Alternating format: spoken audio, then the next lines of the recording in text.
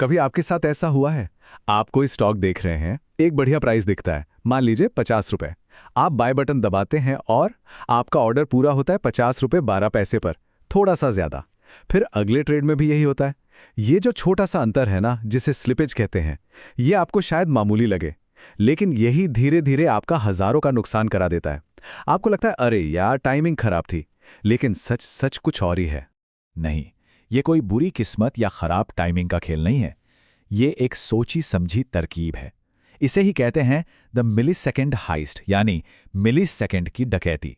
ये कहानी है कि कैसे वॉल स्ट्रीट ने वक्त को ही एक हथियार बना लिया है और कैसे कुछ शिकारी कंपनियां हर एक ट्रेड पर एक अदृश्य टोल टैक्स वसूल रही हैं। तो इस पूरी गुत्थी को सुलझाने की शुरुआत होती है एक शख्स से जिनका नाम है Brad Katsuyama. Brad Royal Bank of Canada में एक बहुत ही कामयाब ट्रेडर थे। साल 2007 में उन्हें कुछ अजीब सा महसूस होने लगा। उनके ट्रेड्स लगातार उनके खिलाफ जा रहे थे और ये कोई मामूली बात नहीं थी। सोचिए, स्क्रीन पर 10,000 शेयर दिख रहे हैं, आपने खरीदने के लिए क्लिक किया और झट से 8,000 शेयर गायब। पहले तो ब्रैड को लगा कि शायद वो खुद ही धीमे हैं, लेकिन ये हर बार हो रहा था और बहुत ही सफाई से। ये बाजार का सामान्य उतार चढ़ाव नहीं लग रहा था, ये तो किसी चोरी जैसा लग रहा था। उन्हें पक्का यकीन हो गया कि कोई है जो जानबूझकर उनके साथ ये खेल खेल रहा है। तो ब्रैड और उनकी टीम ने जासूसों की तरह अपने ट्रेड्स की चीरफाड़ शुरू कर दी और जो सामने आया वो चौंकाने वाला था। उन्होंने पाया कि मार्केट कोई एक बिल्डिंग नहीं है, बल्कि 13 से ज्यादा अलग अलग एक्सचेंजों का एक जाल है। और जब वो ऑर्डर प्लेस करते हैं तो वो एक ही टाइम पर सब जगह नहीं पहुंचता। बस इसी मिलीसेकंड के फर्क का फायदा उठाकर कोई उनके इरादे को पढ़ लेता था और उनसे पहले बाजार में दांव खेल जाता था। तो सवाल ये है कि इस डकैती में हथियार क्या था? जवाब बहुत ही सिंपल है, लेटेंसी, यानी कि देरी, मिली सेकंड्स की देरी। मतलब समझिए, ये होशियारी का खेल नहीं है बॉस, ये तो बस तेजी का खेल है। हाई फ्रीक्वेंसी ट्रेडिंग यानी HFT फर्में बस इसी स्पीड का फायदा उठाती हैं। वो आपसे ज्यादा स्मार्ट नहीं है, वो सिर्फ और सिर्फ आपसे तेज हैं। अब समझिए ये होता कैसे है, स्टेप बाय स्टेप।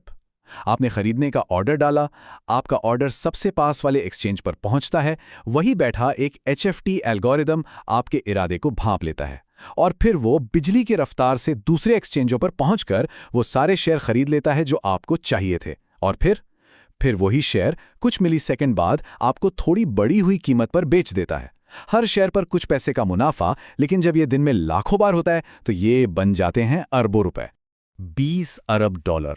इंडस्ट्री के अनुमानों के मुताबिक HFT फर्में हर साल आम निवेशकों की जेब से इतना पैसा निकाल लेती हैं, सिर्फ और सिर्फ अपनी स्पीड के दम पर। यह मार्केट की कोई गड़बड़ी नहीं है, बल्कि इसे ऐसा ही बनाया गया है। ये समझने के लिए कि स्पीड कितनी जरूरी है और कंपनियां कुछ मिलीसेकंड के लिए किस हद तक जा सकती हैं, चलिए कमाल की कहानी सुनते हैं।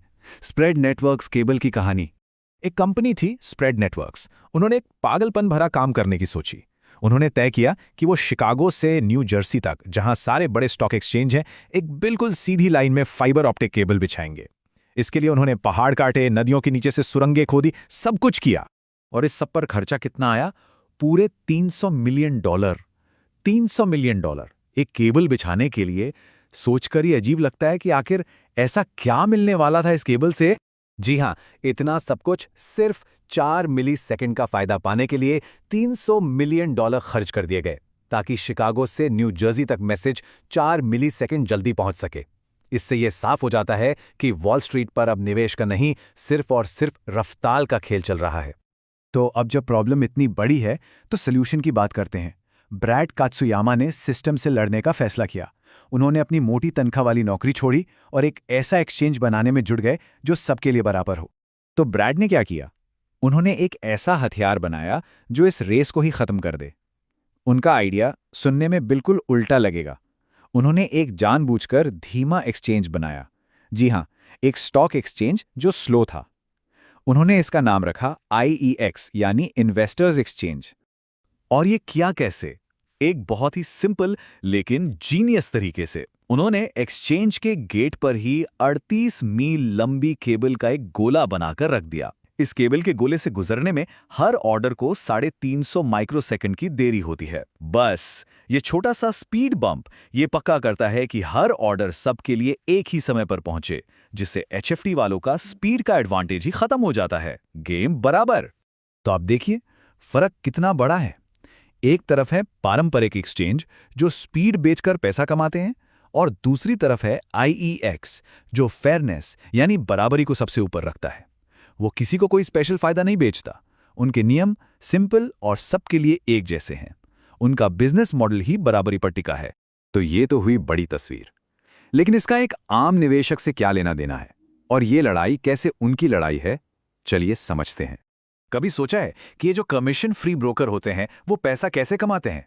यहीं पर एंट्री होती है PFOF यानी पेमेंट फॉर ऑर्डर फ्लो की। इसका सीधा सा मतलब है कि आपका ब्रोकर आपके खरीदने या बेचने के ऑर्डर को HFT फर्मों को बेच देता है। जब ट्रेडिंग फ्री हो तो समझ जाइए कि प्रोडक्ट आप खुद हैं, आपका ऑर्डर ही बेचा जा रहा है। और बात यहीं खत्म नहीं होती। चौंकाने वाली बात तो यह है कि करीब 40% ट्रेड तो पब्लिक की नज़रों से दूर डार्क पूल्स नाम की जगहों पर होते हैं। ये प्राइवेट मार्केट प्लेसेस हैं जहां कोई पारदर्शिता नहीं होती। ये शिकारियों के लिए शिकार करने की सबसे बेहतरीन जगह है। तो अब सवाल यह है कि किया क्या जाए? अच्छी खबर यह है कि कुछ कदम उठाए जा सकते हैं। अपने ब्रोकर से सीधे पूछिए कि क्या वो आपके ऑर्डर्स बेचते हैं। ऐसे ब्रोकर चुनें जो PFOF पर निर्भर नहीं हैं। मार्केट ऑर्डर की जगह लिमिट ऑर्डर का इस्तेमाल करें, और अगर मुमकिन हो तो अपने ऑर्डर्स IEX जैसे फेयर एक्सचेंज पर भेजें। सबसे ज़रूरी, इस जानकारी को दूसरों तक पहुंचाइए। देखिए, एक बात समझनी होगी, मार्केट टूटा हुआ नहीं है। इसे बिल्कुल ऐसा ही काम करने के लिए बनाया गया है। ये एक डिज़ाइन है, लेकिन अच्छी बात यह है कि जिसे इंसानों ने बनाया है उसे इंसान बदल भी सकते हैं। हम सब मिलकर एक बेहतर सिस्टम बना सकते हैं। तो ये सिस्टम बनाया तो गया था आपको फेल करने के लिए। मिलीसेकंड की डकैती आज भी हर रोज हो रही है, लेकिन इसका सबसे बड़ा दुश्मन है जागरूकता। अब जब आप सच्चाई जानते हैं तो सवाल ये है कि आप इस खेल को कैसे बदलेंगे। बाजार में बराबरी की लड़ाई अब शुरू होती है।